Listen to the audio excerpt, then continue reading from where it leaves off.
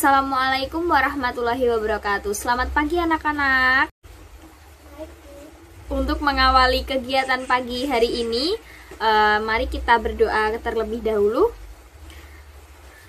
Berdoa dipersilahkan.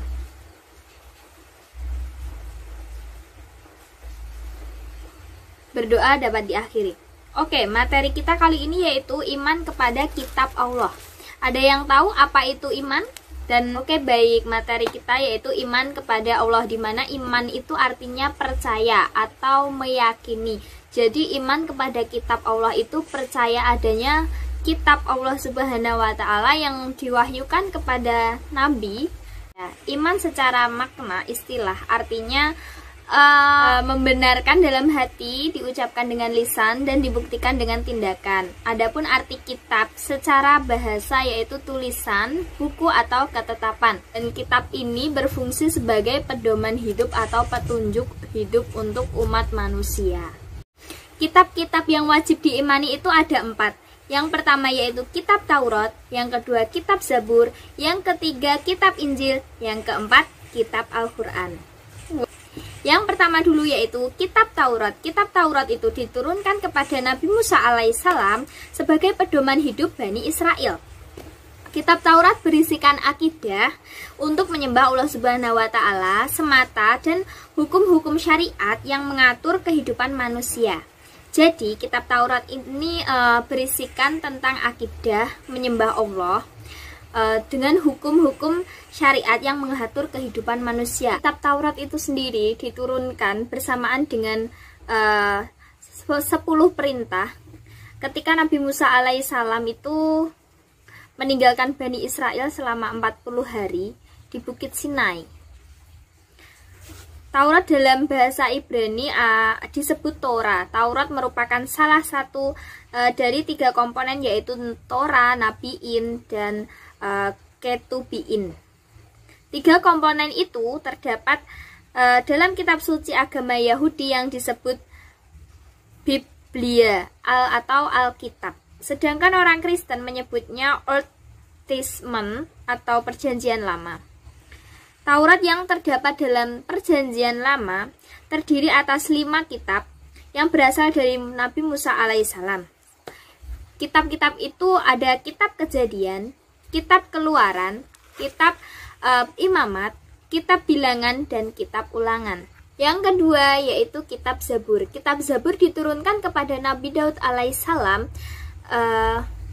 diperintahkan oleh Allah untuk mengikuti syariat Nabi Musa. Oleh karena itu, pokok ajaran kitab Zabur yaitu zikir, nasihat, dan hikmah. Kitab Zabur juga ditunjukkan kepada Bani Israel. Secara bahasa, Zabur dari kata yang artinya tulisan. Jadi, Zabur menurut asalnya adalah kitab tertulis.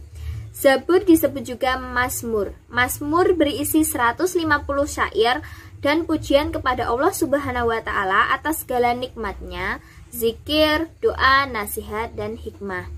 Selain itu, Zabur juga berisi tentang penetapan Allah bahwa bumi akan diwariskan kepada orang-orang soleh. Yang ketiga yaitu kitab Injil. Kitab Injil adalah kitab yang diturunkan kepada Nabi Isa alaihissalam sebagai pedoman hidup Bani Israel. Kitab Injil yang asli memuat ajaran-ajaran tentang mengesahkan Allah Subhanahu wa taala dan tidak menyekutukannya.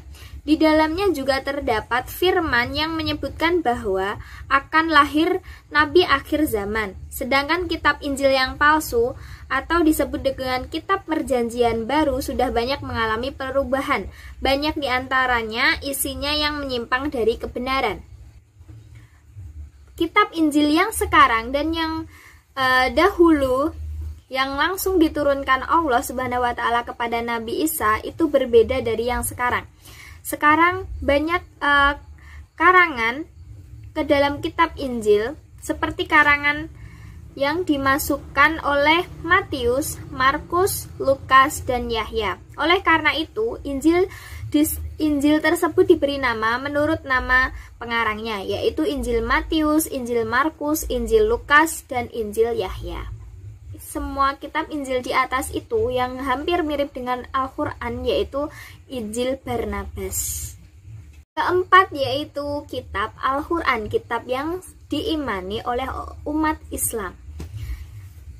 Al-Quran secara bahasa yaitu bacaan. Secara istilah, Al-Quran adalah firman Allah yang diwahyukan kepada Nabi Muhammad SAW melalui malaikat Jibril sebagai kitab terakhir, di mana kitab Al-Quran ini adalah kitab penyempurna dari kitab Taurat, kitab Zabur, dan kitab Injil. Jadi Al-Quran itu menyempurnakan kitab-kitab terdahulu.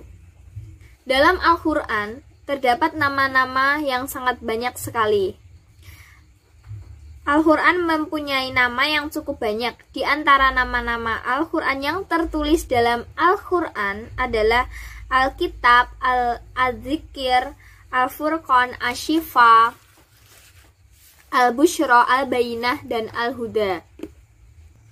Al-Quran secara garis besar yaitu mengajarkan tentang akidah, ibadah, muamalah, akhlak, thorik, dan syariat. Yang selanjutnya yaitu perilaku yang mencerminkan beriman kepada kitab Allah. Yang pertama yaitu meyakini bahwa kitab Allah itu benar datang dari Allah Subhanahu wa Ta'ala. Yang kedua yaitu menjadikan kitab Allah sebagai pedoman hidup, khususnya kitab yang diturunkan kepada kita yaitu Al-Quran. Yang kedua memahami isi kandungannya. Yang keempat yaitu mengamalkan dalam kehidupan sehari-hari. Yang kelima berusaha untuk menghormati, memuliakan, dan menjunjung tinggi kitab Al-Quran.